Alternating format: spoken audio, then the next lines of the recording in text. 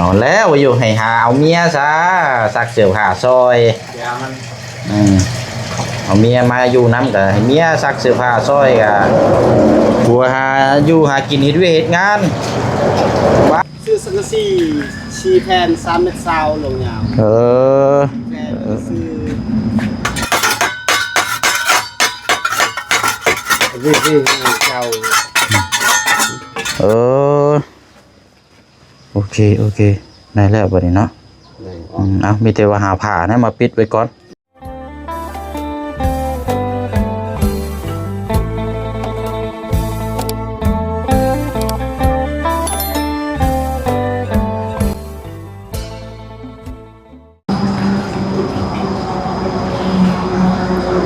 พี่น้องเนาะถือว่ามื้อนี้ก็เป็นอีกมื้อนึงที่เฮาจะติดตามเวียกงานสำหรับทางห้องน้ำของทางน้องอ่อนหรือว่าเมลูกซี่เนาะสร้างเฮาก็ได้ดำเนินการมานี่ได้ 3-4 มื้อนี้แหละพี่น้องเนาะมื้อนี้ก็สิเป็นอีกมื้อนึงเฮาก็สิติดตามแล้วก็เบิ่งนํกันเนาะพี่น้องเนาะแต่ว่าก็มายืนอยู่ข้างสวนหรือว่าข้างเฮือนซ่านของทางหนุ่มโสดเฮาเนาะหรือว่าของทางน้องสอนนี่แหละพี่น้องเนาะก่อนจะไปหับไปส้มเบิ่งเวียกงานนํกันอยู่บ้านน้องอ่อนเนาะพี่น้องเนาะพอดีว่ามีหมากไม้เนาะทางบ่จันมอบให้เมื่อวานนี่แหละพี่น้องจากทางแม่ใจดีเนาะเป็นทางแม่ฮักของทางน้องเมฆเนาะพี่น้องเนาะจากลาวใต้เพิ่นได้ฝากทางทีมงานนํกันเบิดสุขุสุคนเนาะพี่น้องเนาะเป็นหมากไม้เป็นหมากเงาะเป็นหมากมุงคุดหมากล่องกองเนาะพี่น้องเนาะฝากให้ทางบ่จันมาให้ทางทีมงานต่อเนาะก็ได้รับลำบ่จันแล้วบัดนี้มันลายโพดพี่น้องก็ถามว่าลายกับธรรมดาพี่น้องเนาะแต่ว่าบ่เสียงบัดอยู่ผู้เดียวแน่ก็ได้จะมาแบ่งให้ทางน้องสอนนำนั่นแล้วก็สิพ่วงไปเฮือนทางอ่อนนำแหละพี่น้องเนาะเป็นหมากไม้จากทางแม่ใจดีเนาะพี่น้องเนาะทางแม่ฮักของทางน้องเมฆพี่น้องเนาะกับสบายดีและสวัสดีพ่อแม่พี่น้องเบิดสุขุสุคนนะพี่น้องเด้อเนาะพบเจอกันอีกคือเก่าคือเดิมพี่น้องเนาะ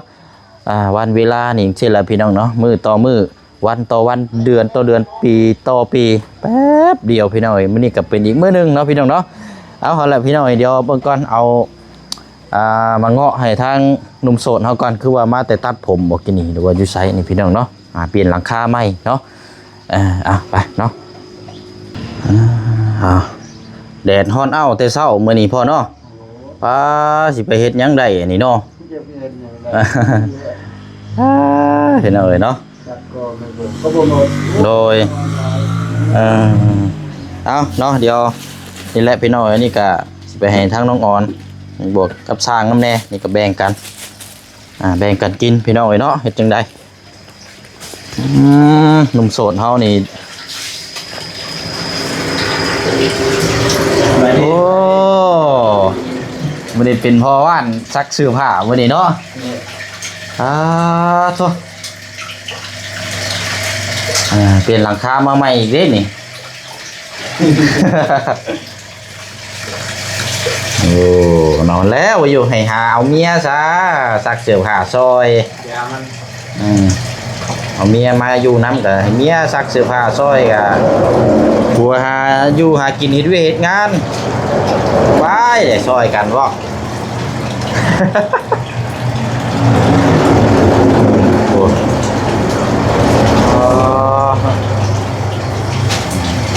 คือแบบนี้เลยพี่น้องบ่ได้กันกะละมังนี่ต้องแช่อีกต่างหากอันนี้เนาะมาใช่นี่อีก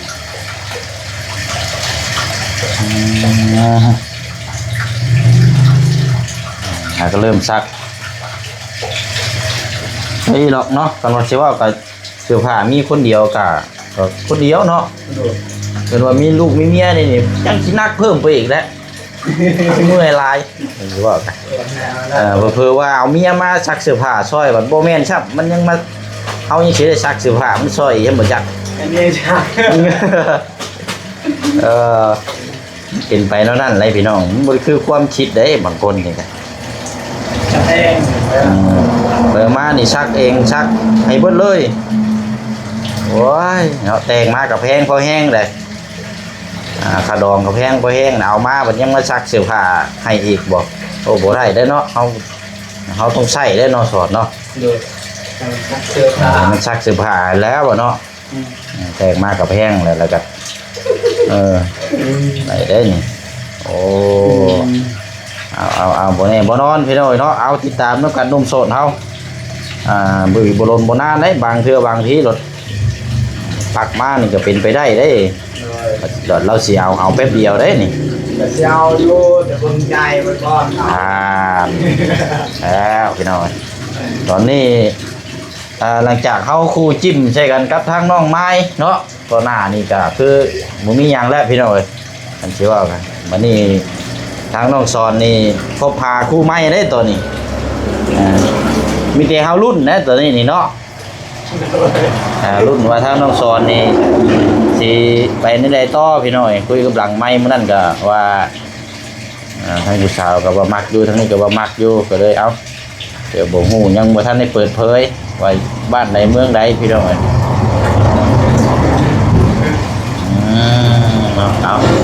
เบิ่งนำกันทางนี้เวลาเดี๋ยวจังสิถามน้องเพิ่นเนาะเพราะว่าตอนนี้ช่างก็โทรเร่งแล้วพี่น้องจักสิแม่นต้องการหยังได้นี่สิไปเฮือนน้องอ่อนก่อนเอาหนึ่งโสดซักเสื้อผ้าต่อไปซะแล้วน้องสอนอันนี้เด้อเอาล่ะเอาอันนี้ทางอันของฝาก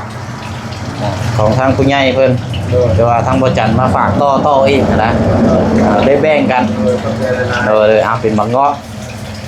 อ้ายก็มีถุงนึงก็สิไปให้ทางน้องอ่อนพุ่นได้ทางให้ช้างพุ่นแหละเอาทำนาทีเลยเด้อเด้อเอาเนี่ยไปเบิ่งเวียกก่อนโดยไปเนาะเดี๋ยวจังว่าจังคุยนำกันเนาะก็บ่สิโทรบอกลูก ฮะ ซื้อสังกะสีชีแผ่น3เมตร20ลงยาวแผ่นซื้อฟองน้ำเอามาให้จัก4อันได้4อัน5อันฟองน้ำเนาะ3 4 5อันพอมาปัดตัวนี้เนาะสิได้โบกแม่นกับมันหลังคาเนาะแม่นอ๋อโอเคตัว3เมตร20เด้อยาว3เมตร20แม่นเอา4แผ่นยาว3เมตร20 4แผ่นฟองละเม็ดเจ้าไล่จากหน้าปากลงไปเลยบ่ตัวนี้ชุดเลยเพราะว่าเฮาสิใช้ขอบให้น้ำได้ใช้ขอบมันน้ำขอบเลยบ่ขอบข้างเทิงนี่ก็แม่นคือกันดึงลงไปสุดเลยจะใส่ยันเรือเบิด10เซนเบิดเท่านั้น5เซนทั้ง5เซนอยู่เรื่อยเอาง่ายๆซะเจ้าเบิ่งเฮือนของน้ำเฮือนนกเจืองหั่นแหละเพราะเฮาใส่ขอบข้างไว้ได้คือเฮือนบ่เลิ่นน่ะใส่ขอบข้างจากเอาง่ายๆซะเฮาจับตัวนี้แหละเนาะจากตัวนี้ลงไปพุ่นน่ะ3เมตร20ซั่นบ่เดี๋ยวเฮาสิสั่งเฮาสิเอาอันนี้อีกมาได้อีกดอกนั่นก็สิให้เขาเจ้าม่วนก็สิให้เขาเจ้าขึ้นรถมาเลยพี่น้องโอ้ใช่เจ้าของเพิ่นบ่อยู่เฮือนบ่มื้อนี้ใส่บ่อยู่มื้อนี้เนาะโอ้เอาสร้างเฮาว่าจดจาดอยู่พี่น้องเนาะไม้นี่ก็ดึงมาจากเฮือนเรานี่เดี๋ยวเบิ่งว่าจักเส้นเท่าใดอันนี้เนาะเรียบร้อยแล้วพี่น้องเข้าสิยัวขึ้นตรงเรียบร้อยไม่ตัดโอเคแล้วนี่กันเนาะแป้งไม้ด้วยดอกคืนมันฮะพื้นมันต้องคัดไม้เด้อแม่คัดไม้คัดดินเนียนให้มันอันนั้นสามเหลี่ยมก็ได้ถือมาว่าดีเอ้าท้าทายก็ได้ถือมาเดินปูนเรือแล้วก็ลากเขาไปเลยเดินปูนเรือแหละเดี๋ยวเฮาคัดฐานมันเนาะเพราะว่าฐานมันนี่ยังถมอยู่นะขัดฐานเอาอีกนิดนึงมันถมมันกับโบงามเอาเดี๋ยวอีกก่อนเนาะใช้ลูกไปใส่เบิดแม่เจ้าไปใส่นั่งลงก่อนลูกตะกู้ก่อนสบายดีก่อนลูกล่ะใช้เอื้อเจ้าได้ไปใส่มันค้อนเพื่อเจ้าไปใส่ไปซักเสื้อโอ้แม่เล่นซะฮะแม่ไปใส่บ่แม่ไปเสียหยามันบ่โอ้โหอย่างเลย แล้วเลยแบบนี้เนาะอ่ะน้ำ กินดูมังเงาะเอ้ยเนาะเอาเบิกก่อนเดี๋ยวไปเชียงอันนี้ก่อนจะแบ่งให้ทางสร้างน้ำเอาดูอ่ะให้กันกินเด้อกินนี่แหละเอาน้องมาเนี่ยนี่แหละเอา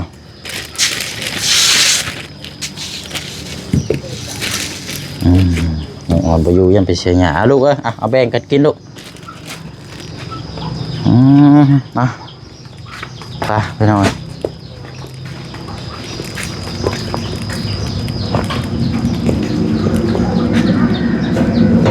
ผักกะดีเนาะสิได้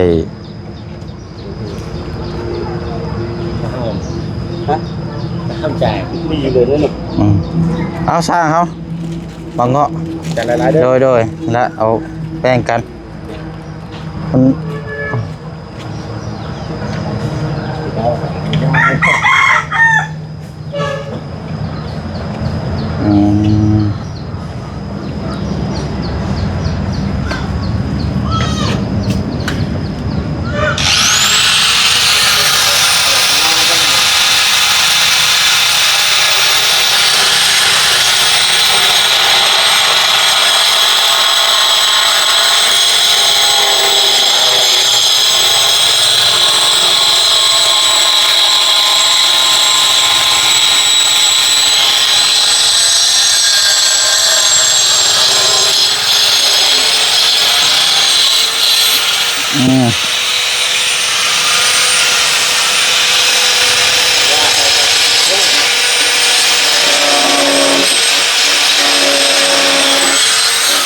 เดี๋ยวอยู่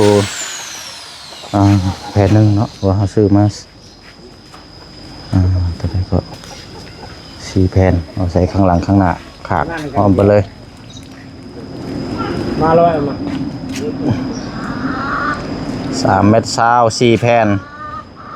เอาตัวตอกเอาแล้วเนาะตะปูเนาะเดี๋ยวตอกเอาดีกว่าไปละเดี๋ยวการให้เพิ่นเอ็ดตัวยังอื่นไปก่อนระวังรอใส่หลังคา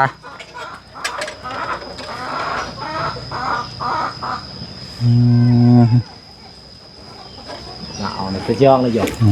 ดูว่าจับซากเลยจับซากเลยตัด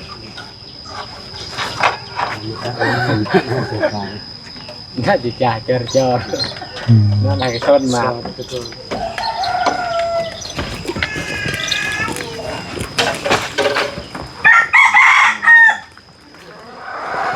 ไม่เท่านี้ยังใส่โอ้แต่ตารางพอดีเลยสานี่เนาะ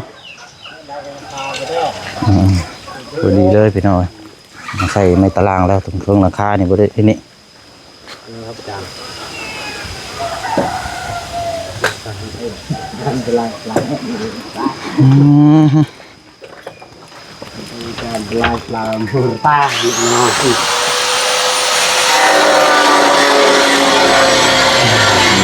ระยะพอดี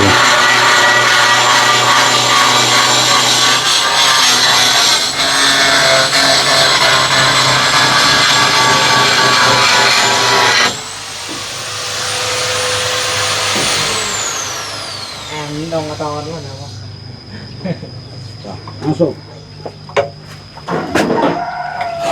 เทขาดเนาะมันถึงทั้งล่างหัวหันเลยจักให้ขึ้นเทิงบ่ตัวนั้นคือสิดึงออกขึ้นก็ได้แม่นดึงออกก่อนก็ได้เพราะดึงออกมาแล้วจังคัดแล้วจังตั้งเอาตั้งทีเดียวมันได้แต่ว่าเขาจะเทพื้นให้มันอันนั้นเดี๋ยวเจ้าเอาขึ้นก้อนก็ได้เอาดึงต้องลึงเบิ่งเนี่ยเหรอเอาต้องลึงเบิ่งเดี๋ยวดึงเราเคลียร์ออกก่อนบ่เฮาสิเบิ่งนำได้ดึงได้บ่มาดึงออกแล้วจังคัดพื้นนะจะจังตั้งใหม่แค่ว่าให้ฐานมันอยู่มาโชว์กันสิมาอันนี้เลยมันจังอันนี้เกี่ยงให้เกี่ยงสิดึงออกขึ้นบ่ได้เฮาจังเอาปูนใส่ตั้งไม้นะนั่นน่ะได้ลองเบิ่ง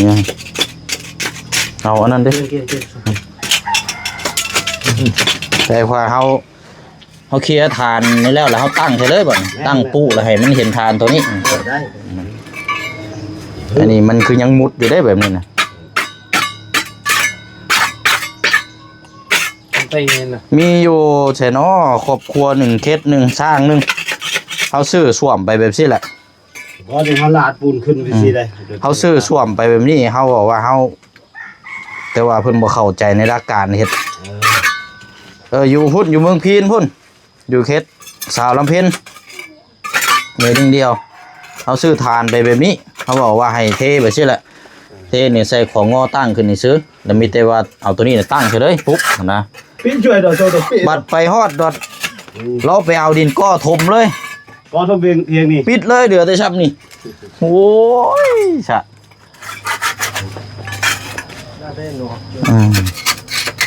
ยากบาดนี่เราแจ็คสีจังไดเราบ่เข้าใจเราก็บ่ถามนี่เห็นไหม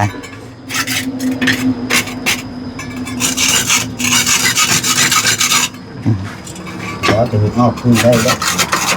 ได้อยู่แล้วนี่มันยังบ่ทันได้แข็งปานใดนี่เลยมันสิเป็นฐานอยู่เด้ว่านั้นเฮาเอาดึงออกมาบ่ได้เฮาคัดเฮาคัดแล้วก็จังอันนั้น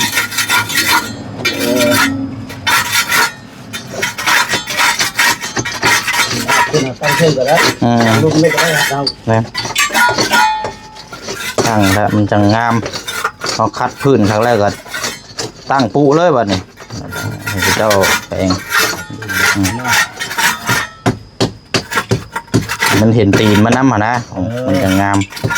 คือสุนเจ้าเข้าไปแบบอเมซอนหรือว่าไปห้านนั่นแหละมันสิเป็นประมาณนั้น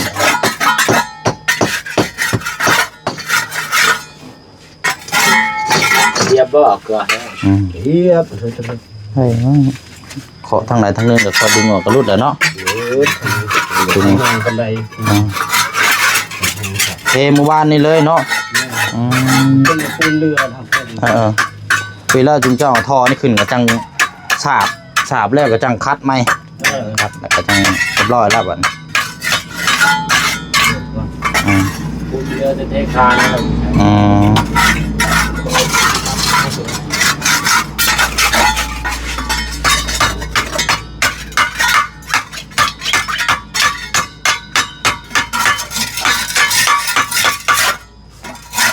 ได้แล้วเนาะ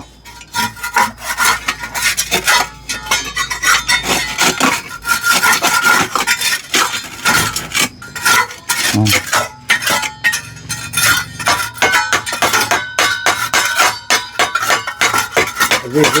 เจ้า ได้บ่ลองคอยมึงเดี๋ยว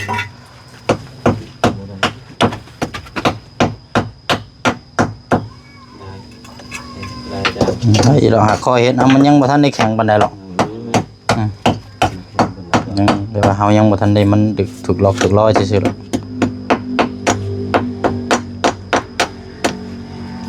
เอาไปจับโดนไปสิกันให้เชือกนี่ เอาเล็กอันน่ะเนาะ เล็ก เล็กแฉลงฮะเล็กแฉลงนี่มาคุดต่ำชี้แจรถง่ายเลยบัดได้อีดอกแฉลงมาแก้ไขใหม่ตัวนี้พี่น้องเนาะมันบ่เป็นไปตามแบบเฮามันเบิ่งแล้วมันคือมุดหัวลงบ่คักปานใดพี่น้องเนาะเด็กชิวเสียบมาจบ มาพี่น้องเนาะเดี๋ยวมีแต่ว่าเดี๋ยวสิบางมัดมันก็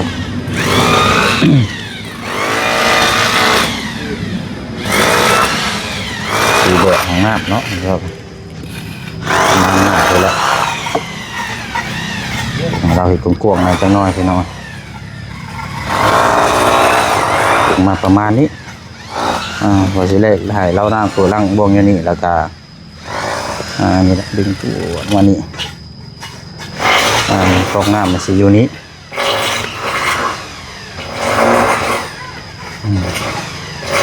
ฟองน้ำมันอยู่นี้แล้วก็ดึงเข้าไปในเห็นติงตัวนึง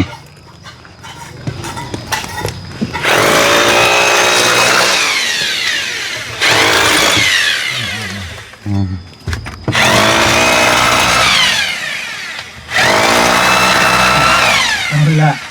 ละจ้ะ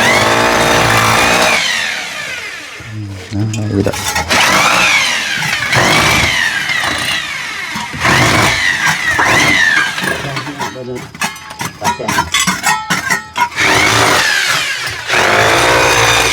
ไม่ตาเกิดจากยาอะไรเยอะ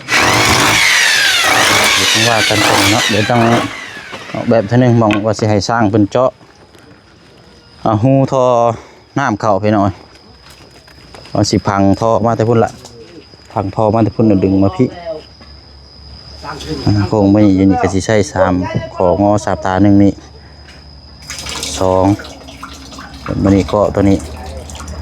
เห็นแบบเบ็ดเสร็จให้มันแล้วเลยนะพี่น้องเนาะนี่ก็มองล่างเพื่อล่างวงอยู่นี่เอาเดี๋ยวเบิ่งน้ำกันเอาพี่น้องเนาะแต่ว่าเดี๋ยวสิเข้ามาอีกรอบนึงไปเอาสังกะสีก่อนบัดนี้ไปสั่งสังกะสีก่อนเดี๋ยวมาให้สร้างเพิ่นโดยเวียดโดยงานเนาะมื้อนี้อาจจะได้มุงหรือว่าอาจจะได้สาบเนาะติดตามเบิ่งน้ำกันพี่น้องเพิ่นกำลังเกียนอันนี้อยู่เนาะ ได้แล้ว เนี่ยที่ทางตัวนี้ก็จังเจ้าของมาเดี๋ยวจังให้เคลียร์ยกขึ้นมาพี่โอเคได้แล้วบัดนี้เนาะเอามีแต่ว่าหาผ้านะมาปิดไว้ก่อน แม่น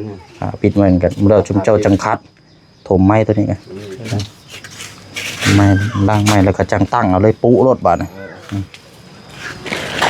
เดี๋ยวเฮาสิไปอันนี้ก่อนซื้อโฟมน้ำอันนี้ก่อนเด้อ กับ มาให้ ท่อเป็น ตัวใด ผ้านี่จะเป็นท่อหน่อยท่อระบายกาบ ได้ตัวนี้เฮาสิซื้อมาอยู่หม่องฟานบ่ แม่น ท่อขนาดนี้นะเนาะ แม่นท่อแม่น เพราะว่าเฮาสิซื้อมาหลายเส้นอยู่เฮาสิดึงมานี่ได้เฮาสิก่อก๊อกต่อหยังให้เราอยู่นี่เด้อแต่ว่าหากอันนี้แหละดูก่อนเปลี่ยนท่ออีกตัวนึงนะพี่น้องไปกำลังรับไปซื้อฟองน้ำก่อนว่ากันเนาะบ๊ายบายเด้อพี่น้องเด้อเป็นสุขุมสุขคน ห้อง เนาะ น้ำนี่ดูลูก